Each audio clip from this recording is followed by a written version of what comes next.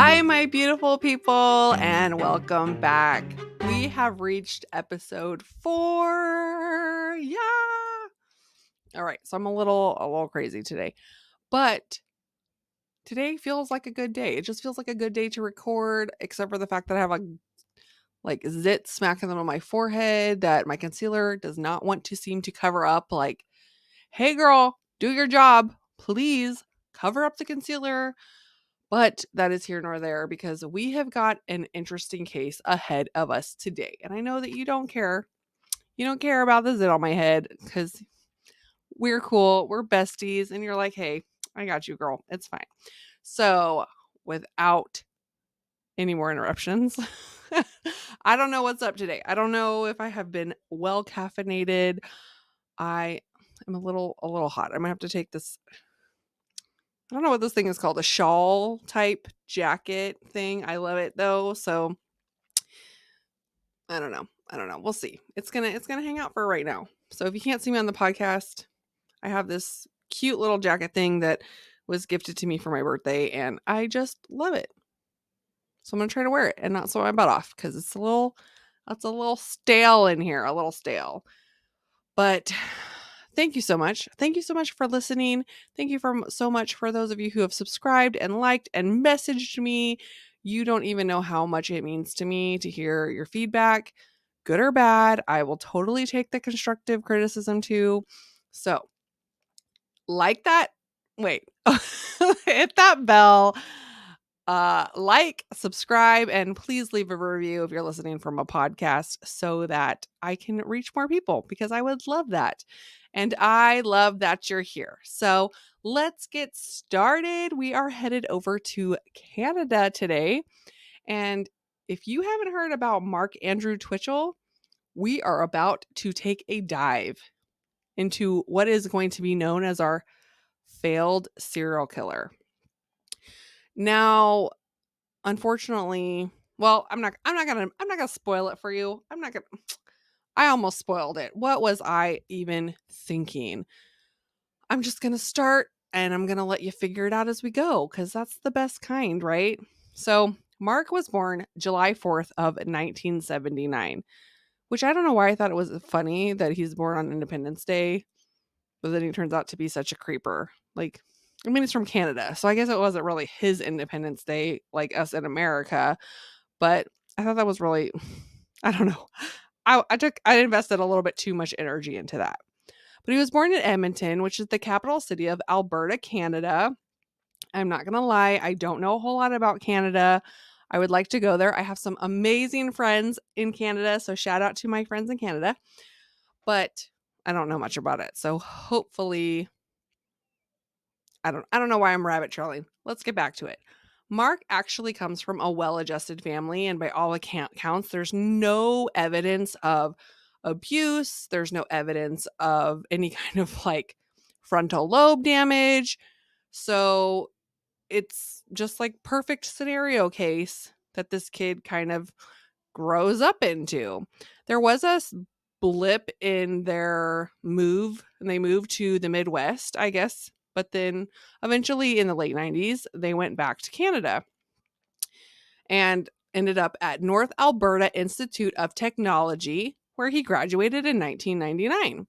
Fellow classmates said that they remembered him being a loner, but he did have one friend named Drew Kinworthy who actually said that Mark was a good guy but was completely untrustworthy. How are you a good guy but completely untrustworthy? How do those go together in a sentence? I would think if you were untrustworthy, that would automatically make you not a good guy. But okay. I just thought that was a really weird thing to say. But I guess that this was based off of the fact that when they would do these school projects together, Mark never held up his end of the bargain. So if you were that kid in school where you had to always pick up the slack for your partner in class when teachers would pair us up, this would Mark. And he would always have an excuse on why he could not fulfill his portion of the assignment, which is kind of like, well, just say you didn't do it. Like, don't make excuses. Just fess up. right? That's how I feel about it. Oh, and the friend said that he lied unnecessarily about just like the minor, stupidest things. Again, that would lead to not feeling trustworthy. He was a die-hard Star Wars fan, which I think is kind of common back then. I mean, I know my brother really likes Star Wars. Anybody who kind of grew up in that era um, was like Star Wars fanatics. Being a Star Wars fanatic landed him in NAIT in the first place because it kind of gave him this love and desire to get into the whole movie field. Like he wanted to be a producer, he wanted to work on sets, he wanted to make costumes, and this would actually kind of be like the path that his life would end up like heading towards in the beginning of his life, right? Like in the beginning stages. Now, as you can imagine, young guy in college doesn't have a whole lot of time for social life. He's still kind of a little bit of an awkward duck. He goes on to this website called Plenty of Fish. Now, if you're from my generation, that's like match.com, but I don't even know what you guys call it. what are the dating sites of today? I don't even know if eHarmony is still a thing. It's a dating site, and he's going on this dating site because he is finally ready. He wants to meet the next Mrs. Twitchell. I don't know. I don't know if that's what it was. He wants to play the field, right? At the age of 21, he ends up meeting this woman named Megan, and Megan is 20. She lives in Illinois, and they actually carry on a conversation for a few years. Mark decides to move to Illinois, where she currently lives, then like escalate their relationship and get married and settle down. Right away, Megan starts noticing something she doesn't like. This is my motherly advice. You don't know somebody until you're around them. Like, this is an age-old story. I cannot stress it enough. As soon as they're actually together, Mark starts lying about the smallest, dumbest stuff. Like, she asks, did you take the trash out? He's like, yeah, I took the trash out. Trash is clearly still in the trash can. Did you pay these bills? He says, yes. Debt collectors are calling. And she has to deal with those things. And then she starts asking, like, where were you? What were you doing? Why are you out late? We end up finding out that Mark is unfaithful to Megan.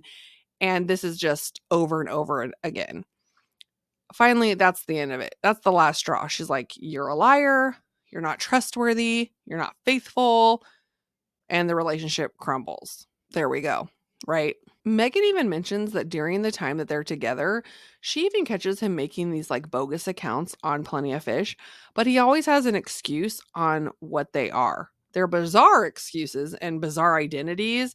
He claims that he's just like acting out these scenarios, and it's like they're for research. For research, yes. Sure. Is that why you went and hooked up with that lady for research? That's what I would think about that. Okay. Like, this guy is this our sounds emotions, because I'm just like, sure. So Megan finds these like bogus accounts and these like crazy identities, and he's like, oh, it's for research. She says it was like being married to a completely different person. And I don't want to misstep on the like for research, because this actually comes up again. He was such a good liar. Like, he could just throw, like, he didn't have to think about it. It was like, oh, you caught me cheating? Oh, it was for research. Oh, you caught me with this account? Oh, it was for research.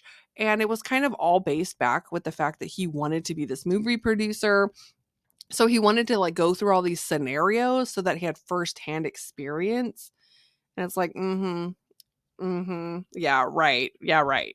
Eventually, this leads him to lying about where he is and what he's doing. And of course, Megan finds out that he's unfaithful.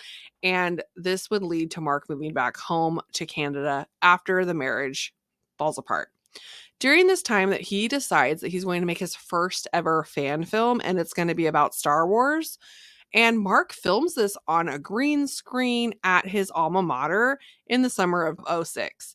Mark doesn't have any formal training, by the way, in filmmaking, so he ends up hiring a crew does the whole thing, like does it all upright. Chris Durham, his former instructor says that he like really transforms this studio. I mean, there's sewing machines everywhere. There's like a woodworking station. And he said he was so impressed. It was like being on a real movie set. So as you can imagine, this is probably like a boost to Mark's ego. He just is completely impressed, like completely impressed. Star Wars Secrets of the Rebellion is what he calls it, actually gained some local attraction and some attraction online. Mark is just like living high. Like, this is his dream come true. And after a while, Mark decides that he wants another shot at love, going on Plenty of Fish again, a second time, and he ends up meeting Jess. This was less than a year from his previous marriage. They get married in 2007. Mark gets them this house with forged documents, by the way, which I want to know how he did that because I have bought in a house a couple of times now.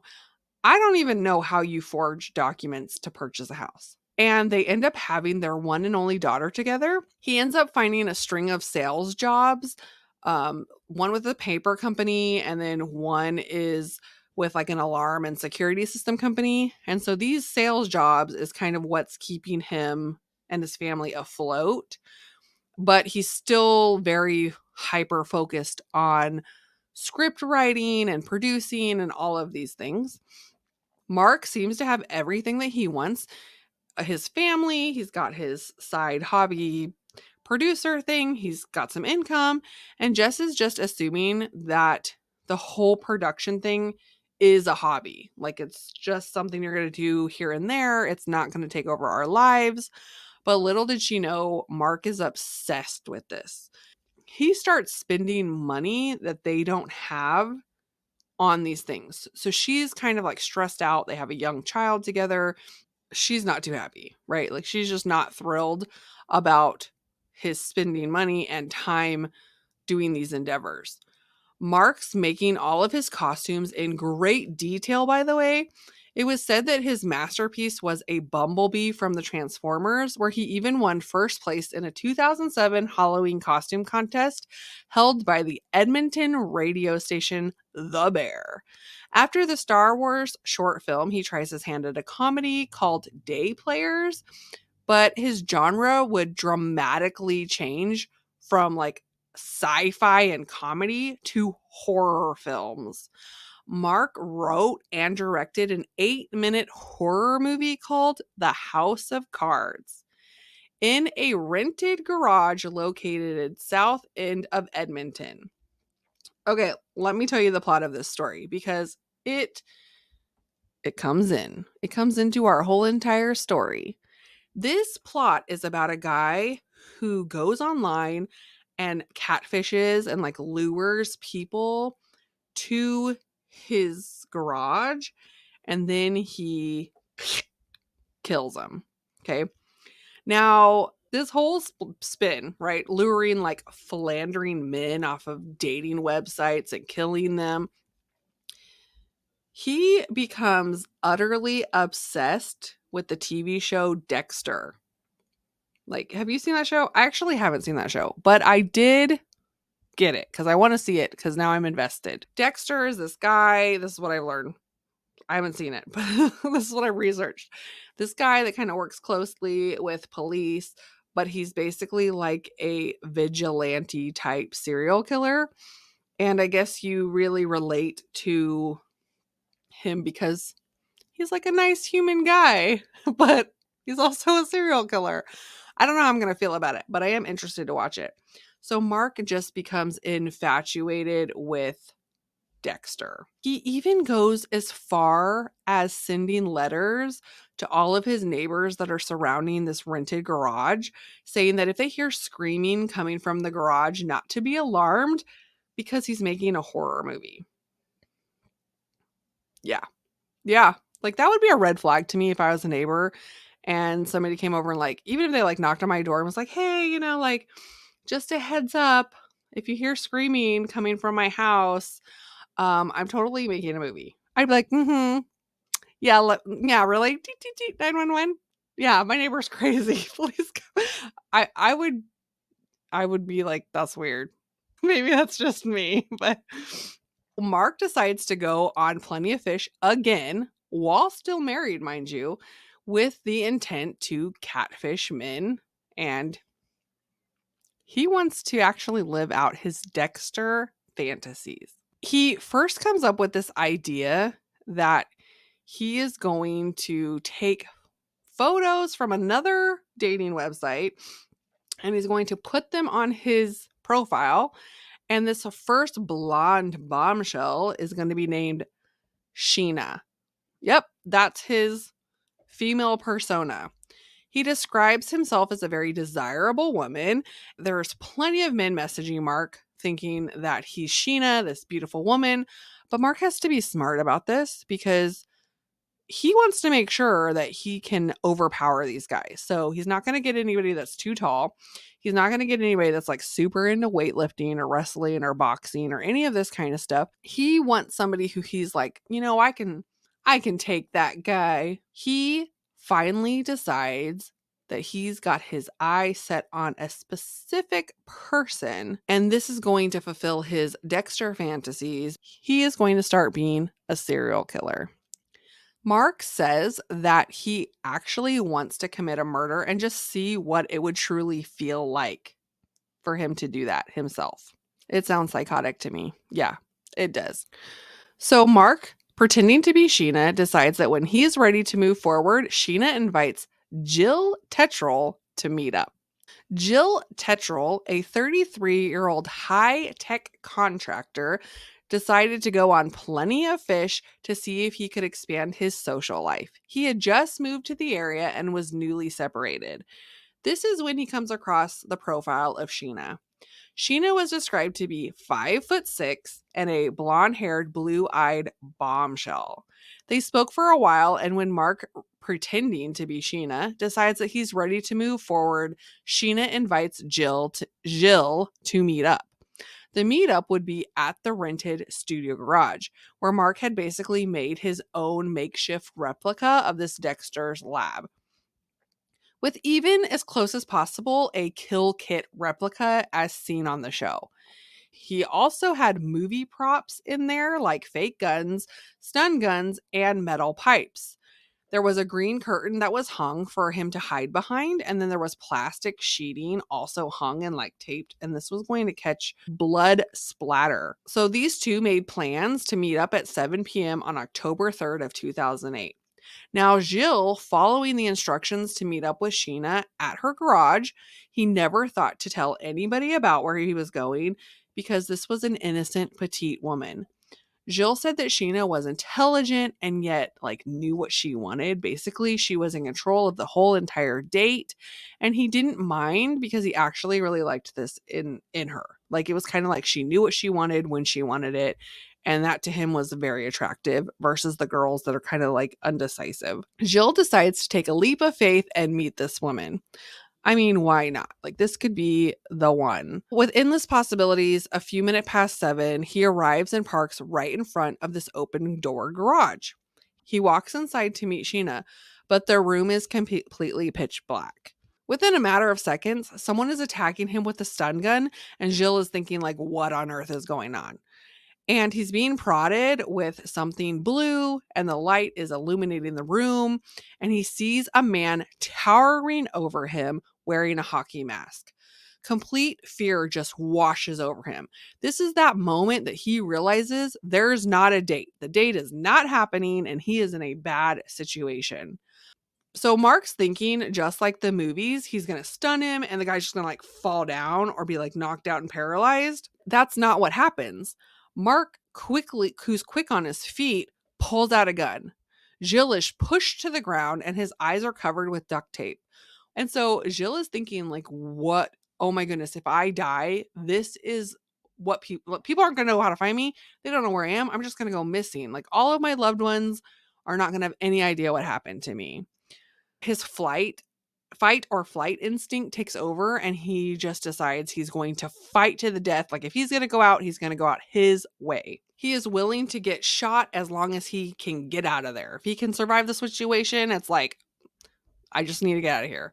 Jill grabs for the gun and he has a moment of relief when he realizes that this gun is fake. It's plastic.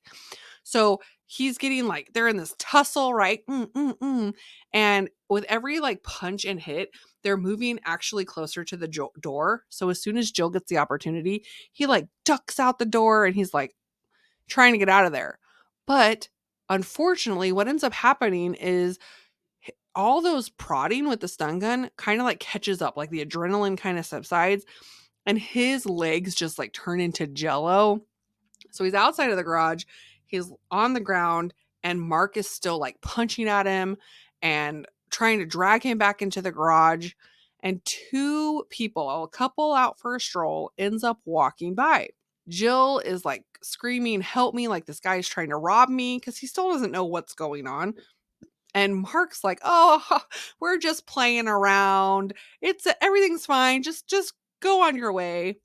Well, the couple is freaking out because the guy is kind of like, "Oh, maybe I should go over and help." But the girl's kind of like, "No, like what if this is an elaborate plan to rob us or to like hurt us and they're just pretending to be in a scuffle so that we kind of try like hop into it." The couple is confused, worried, but they go home and they decide to call the police.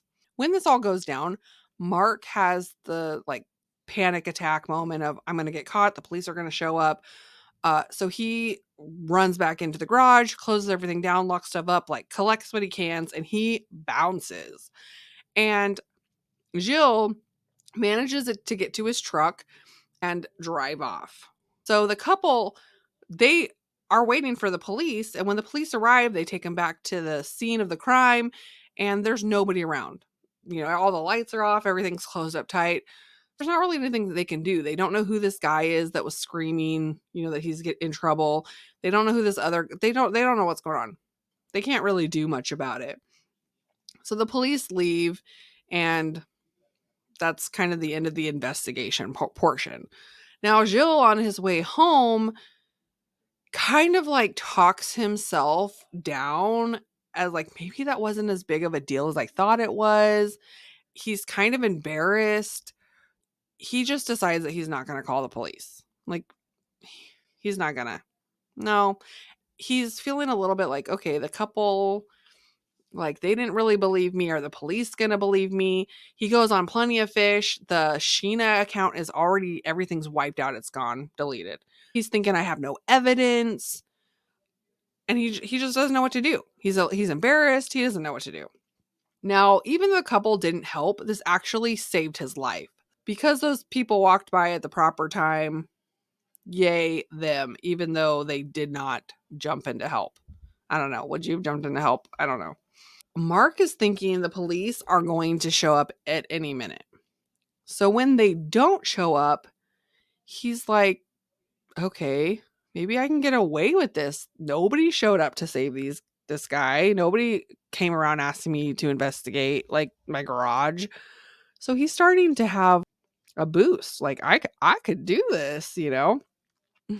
I guess I'm going to go back on Plenty of Fish and search around again, right?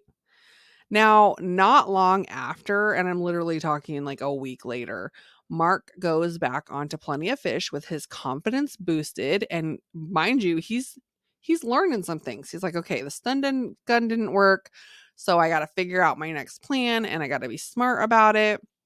And he can't use Sheena again because he could get caught. I mean, what if this guy goes back on and sees the Sheena profile and then he gets reported? This is where he comes up with Jen. Now, Jen's profile matches Sheena's pretty much like another blonde bombshell. This catches the attention of John Altinger, also known as Johnny. Now, Johnny was 38 years old. He worked in quality control and he was super into motorcycles and drove a red Mazda. Johnny was said to have sweet eyes and a sense of humor and was looking for love and thought that he had found it when he met this new girl named Jen. Unlike Mark's first victim, Johnny emailed a friend letting him know that he was going to meet up with this girl and even gave directions to the location. And it was kind of like one of those, in case anything happens to me, but I'm sure it was probably a passing joke because I mean, I've even done that. I'm like, I'm going to pick up something from Facebook Marketplace and my life is not worth a $10 bookshelf. So if you don't hear from me in like 5 minutes, please call police, right? But it's all kind of like jokingly because you don't actually suspect that something bad is going to happen. Johnny, who was an eager beaver, shows up early for the date. And when he enters the garage, he throws Mark off because Mark is not ready for him. Mark has to, again, think quick on his feet. And of course, Johnny's kind of like, who are you? And like, why are you here? And Mark says, oh, you must be here to meet Jen. Well, she hasn't arrived yet, but I did hear from her and she said that she was going to be here in 20 minutes. And we use this as a movie studio. I'm just here cleaning up some stuff. Kind of like smooths it over. So Johnny is like, okay, well, I'll be back in 20 minutes. So he drives around a little while and comes back again. Mark is there, but there's no Jen. So he's kind of like, I don't really know what's going on here. Something's feeling off. Mark even wrote down that he had kind of like cold feet about this second murder, but apparently changes his mind. So Johnny leaves again, kind of thinking like this date is not going to happen. This girl did not show up. And he receives a message from Jen that's like, I'm here. I am so sorry. I was stuck in traffic. Please come back. To where Johnny decides to actually go back and even sends a message to his friend like, I'm going back again. He he he. Unfortunately, that would be the last message that anybody hears for 3 days. Johnny shows up, walks through the garage door, and is immediately hit with a metal pipe over the head. Mark would meticulously write down everything, writing in great detail that the moment he decided that he wanted to be a serial killer, it was even euphoric for him. When he has the opportunity and finally gets over his little bit of cold feet, that feeling of him hitting Mark in the head with the pipe just shot like this like burst of like thrill through his entire body. He just I don't know. I guess like an out of body experience. I don't know how that feels. I don't want to know how that feels. He ends up basically hitting poor Johnny in the head so hard that he falls down to the ground, and then he takes a knife and stabs him in the abdomen and slits his throat and basically waits for Johnny to bleed out on the floor. When Mark believes that Johnny is dead, he then gets to work. He's got his kill kit and he actually calls it a processing kit, which he had a skinner in there and a butcher's knife. And Mark brings him to this giant table that's in the room, just starts cutting Johnny up. And he is thrilled by this. Like, this is not work to him, this is enjoyment to him. He's dismembering Johnny's arms and legs and torso. He puts that in a steel barrel.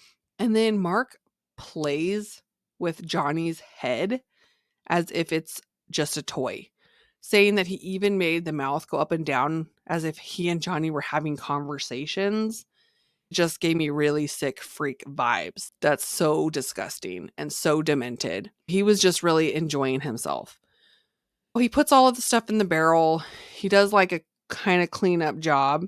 He just is like living high, thinking that he has done a great job. He feels so good. But he has this moment of, I don't want to get caught. He comes up with this plan where he's going to break into Johnny's house. He uses the computer to send everyone in Johnny's contact list an email. This is what I said. Hey there. I've met an extraordinary woman named Jen who has offered to take me on a nice long tropical vacation. We'll be staying in her winter home in Costa Rica. Phone number to follow. I won't be back in town until December 10th, but I will be checking my email periodically. See you around the holidays, Johnny. This was not Johnny's character. His friends are immediately alerted. Like, this is a red flag. Johnny is one of those people that's not offline. And I mean, we're either that person or we know that person. Like, you go online, they're online. You message them, they instantly respond. This is Johnny. So for him to have basically had 3 days of like radio silence and then send this really weird email, his friends and family are already ready to go to the police. They're like, something is up. This is not right. We haven't heard from him. Then we're getting this suspicious email. The police are kind of like, well, he's a grown man. He did send you an email saying he was leaving. We need to just kind of wait and see what comes of this because the police don't know Johnny. They're not taking this seriously. He was also super into motorcycles. He's one of those, if he says he's going to be there, he's going to be there, people. He doesn't show up for a motorcycle ride that he said he's going to go to. So for him to miss something that he loved so much without so much as a, hey, I can't make it, I'm leaving, was just completely out of character for him. Johnny's circle of friends start getting so worried that they decide that they're going to break into Johnny's house. When they get there, they find some things that are really, really suspicious for somebody who's leaving to Costa Rica. Okay. They find his luggage, all his clothes, and his passport. There's no signs whatsoever that he left on vacation. So they take that information back to the police. They're like, passport. How's he going to Costa Rica with no passport, right? And the police start taking this seriously. Like, okay, that, I mean, you could argue that he's going to buy new clothes in Costa Rica if he's with some sugar mama, but he has to have a passport to get over there. Police start investigating. Mark intended for this email to keep people from looking for Johnny, but oh no, it completely does the opposite. Investigators have a very good place to start because of the fact that Johnny was so open with communication with his friends and told them about this prior date, not only sending some of them the location of where he was meeting her. Police figure out right away, like, who owns this garage, which brings them to Mark. Mark is brought in for questioning at 2 a.m. on October 19th of 2008. The reason for Mark being brought in initially was because he was the owner of the garage and not because he was actually a suspect, which I found to be strange. Is that normal? Is it normal for people who aren't considered to be suspects to be brought in at 2 a.m.? I didn't know if it was like the urgency of maybe they had for like, oh, okay, now we're on the time crunch of a missing person. But I thought that was kind of strange. I don't know if that's normal or not. Johnny had been missing for up to a week at this point, and Mark, being the pathical liar that he is, enjoyed the interview by the police. I mean, it mirrored the Dexter TV show where he wanted to be the serial killer that worked alongside with the police. He has this opportunity to live out the same lifestyle, and he is just enjoying it. Like, he is sucking it up. Like, this good stuff. Mark, like most psychopaths, always think that they're smarter than everybody else in the room. And so he is not afraid of being caught. Now, the reason I'm bold enough to claim that he is a psychopath is because Mark even refers to himself as one in his own writings, where he mentions that he feels no guilt or shame. He even talks about cheating on his wife and that he loves her, like she's the best wife on the planet, but he has no remorse or guilt about committing adultery because he just really enjoyed the thrill of knowing that he was doing something wrong. So that sounds pretty psychopathic. I mean, yeah, that sounds like a psychopath to me. I just wanted to point that out in case anybody comes at me and is like, don't call him a psychopath. You don't know that. Well, he called himself one. Mark tells the police that he noticed the locks on his garage had been messed with and even had been replaced. And I guess he like points this out to police. He plays it off as he just was completely confused as to why anyone would be in his garage at all. And they even ask him about like, hey, why are the windows blacked out in the garage? Which he explains that he's into movie making and blacking out the windows helps control the light. That seems like a legitimate excuse. He even tells them that he's shooting a horror film in there, and that's why he has to have heavy duty cleaning supplies because fake blood, although it looks amazing on film, is a pain in the arse to clean up. I gotta have these heavy duty supplies because that corn syrup and red dye gets real sticky and nasty. And the police, like, this doesn't go unnoticed. The detectives even call him out on it and are like, isn't that weird to you that this like same kind of scenario happens at the garage where you're filming a horror film.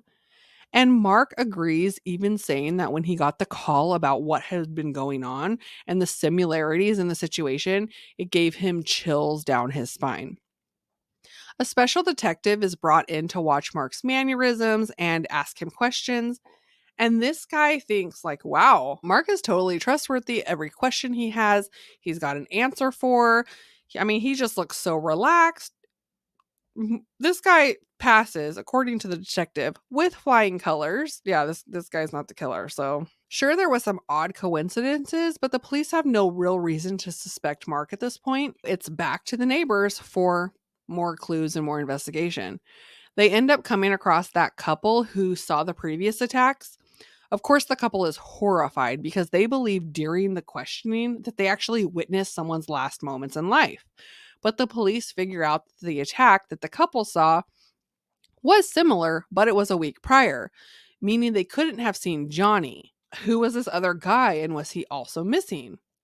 This ramps up the investigation like full force, pedal to the metal type, like they're like, is this a like serial killer situation? We now possibly have another missing person or possibly a dead person. The police have 3 theories as to why this other victim hadn't come forward. The first theory is that he was dead. The second theory was that maybe he was married and he didn't want his wife to find out that he had kind of been catfished into this really dangerous situation. Or the third one was that the guy was just scared. Gilles was trying to go back to his normal life, but fear had just really set in. Like, he's starting to think maybe this attacker knows where he lives. Maybe this attacker follows him around. Maybe the attacker is like passing him in the mall. Like, the fear is just really getting to him. It's so overwhelming that it actually pushes Jill to go to the police. Detective Bill Clark takes over the investigation and just sits and listens to Jill's account of the night, and he says he's just shocked. He feels like he is able to be almost like he's envisioning himself in the garage and going through all these things exactly how Jill, I'm sorry, the guy's name is spelled like Jill's what's happening to him. He's horrified because he's thinking, are these the same last moments that Johnny had before he went missing? Did Johnny escape? So, and of course, there's no more evidence. This attacker had a hockey mask on, so he can't even identify him. Like, he can't say this is what he looked like, and so on. Don't worry, there's going to be a big break in the case because Mark, with his giant ego, ends up putting his own foot in his mouth. You see, in the interview that he had, he never mentioned that he saw Johnny or his red Mazda. He never heard of Johnny, didn't know anybody named Johnny. Out of the blue, he contacts the detectives and says that he forgot to mention that he recently purchased a red Mazda the exact same night that Johnny went missing. Mark agrees to come back to the police department for more questioning, and Detective Clark knows that this has got to be more than just a coincidence. Mark ends up with the same color, make, and model Mazda that Johnny had on the last night that anyone heard from him before the mysterious email. Mark gets put on the top of the suspect list immediately after this. Detective Bill has no solid evidence, so he is just trying to catch Mark in a mess up. He goes into the room. He decides that he's going to immediately just ask Mark about the Mazda and how this all came to be. Like, how'd you get it? Who'd you buy it from? Tell me the story. Mark goes on to say he purchased the Mazda in a crazy story. He's in his car. A stranger approaches him. He's like, hey, man, you want to buy a car? And tells Mark how he's running off to live with some wealthy chick who's going to buy him a car when he returns from Costa Rica. And Mark asks, well, how much do you want for the car? To which this mystery guy says, like, whatever's in your pocket. And Mark pulls out $40. It's such an unbelievable story. Emphasis on unbelievable. I mean, who's selling their car for $40? I don't care if you're running away with some sugar mama. $40? Come on. For someone who thinks they're so smart. What a stupid move. What a stupid move. The detective asks if Mark has ever been on Plenty of Fish. And Mark tells him, like, yeah, that's how I met my first wife and my second wife. And the detective is thinking, this guy goes from being a concerned, helpful neighbor to, holy crap, this guy is the killer. But Detective Bill just doesn't have any evidence. He's like, I'm going to just shoot for the moon and I'm just going to call him out on it. But he has to be really careful about what he says, because if he goes in there and says, hey, I know you killed Johnny, but Johnny's not actually dead, then Mark's going to call his bluff. He goes in there to confront him. He has no evidence. So he's like, okay, Mark, there's absolutely no doubt in my mind that you're involved in the disappearance of Johnny Allender. To which Mark replies, why? Why isn't a confession? So unfortunately, they had to let him go. But it was definitely strange. I mean, this guy could not shut up.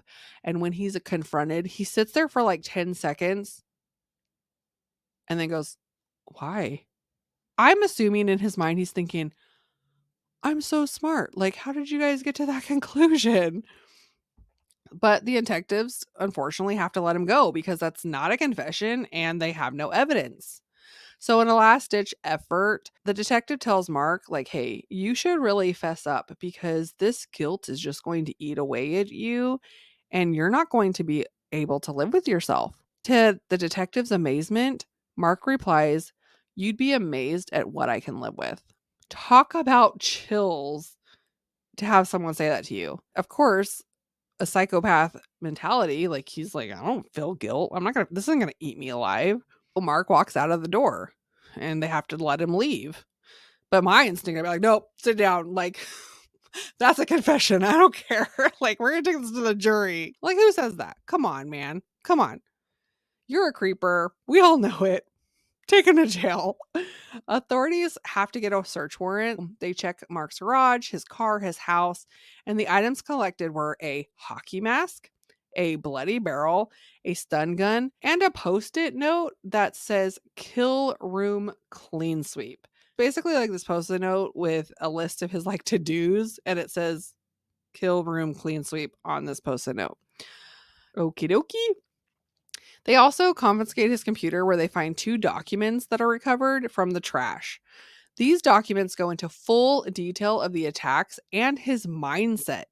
The first document is called the SK Confessions, and it's 42 pages that begin with the line, "This is the story of my progression into becoming a serial killer." He goes on to talk about how he would kill and the first thoughts that he had when he realized that he wanted to be a killer, and how he wanted to kill unfaithful men, like a vigilante type situation, basically saying that these men deserve to die for their unfaithfulness. I hope you heard my eyes roll because that is the most bullcrap thing for him to say, seeing as how Mark himself is unfaithful. He quickly changes his mind because he basically figures out, if I start killing off married men, someone's going to find out because he's going to be missed. If they don't show up on the time that they say they're going to show up, these wives are going to go to police. No, he can't kill married men. He has to kill single men because he can get away with that, right? Like, it's going to take more time for people to realize they're missing if they're single. That's how he goes to Plenty of Fish looking for these single guys. The second document, which consisted of 7 pages, is called The Profile of a Psychopath. So there it is for you folks, where he details his thoughts and why he thinks that he is a psychopath. The writing is all about how he's self-evaluating and analyzing what's going on in his head. He admits to be a pathological liar and has no feelings of guilt about it, even though he had a well-adjusted family now and upbringing. He claims to lie to protect his family and loved ones, and on top of this, damning evidence, they find blood in Mark's car that belongs to Johnny. He was given a psych evaluation and was determined to be sane enough to stand trial, but Mark was convicted and sentenced to life in prison without the possibility of parole for 25 years. In the year 2033, he can possibly be released from jail at the age of 54 years old. So what are your thoughts on that? Because I'm like, no. He writes down his feelings that he has no guilt. He like plans meticulously how to kill people. He doesn't feel bad about cheating on his wife. He is an incredible, incredible liar. And isn't that like what the panel is there? Like they listen to you talk about how well adjusted you are and how you're not going to do what you did to get you in there. And then they're kind of like another little mini jury. But he's a great liar. Like he has that salesman personality that can like sell you anything. So I don't think he should have a chance at parole. I really don't. I think that he, as a pathological liar, psychopath, murderer, should not have parole. You tell me what you think about it. But that's my thoughts on it. So he is currently still in jail where he belongs. I sure hope that he doesn't get out. But that's the case for today of our failed serial killer. I really hope that the friends and family of Johnny have been able to find peace knowing that the murderer was convicted and caught, and convicted. And I feel sorry for them because at the end of these stories, these are real human beings. These are real lives, and people's lives were completely turned upside down. And so even though it's really interesting to listen to, and like wonder and be in awe of like how someone can be such a nut job, it's still a family affected. So keep that in mind and, send them a prayer. Hopefully they're comforted. Hey, editing Heather here. I just wanted to add in some details that I didn't put in. So they did actually find Johnny's body. Mark ended up leading them to a sewer that he had put the body parts down. So the body was able to be recovered. And then also in the room, the garage where he had the kill kit and everything, they tested it and they sprayed with luminol and they saw human blood everywhere, not corn syrup, fake blood. So they were able to basically shut the case. So in case you were wondering, they did find the body and he was put to rest. So I'm glad that he was a failed serial killer. Unfortunately, he did take the life of Johnny. Thankfully, nobody else. And I really hope he doesn't get out. So that's all for today, my awesome, awesome friends. Thanks for listening. And until next time, stay safe out there.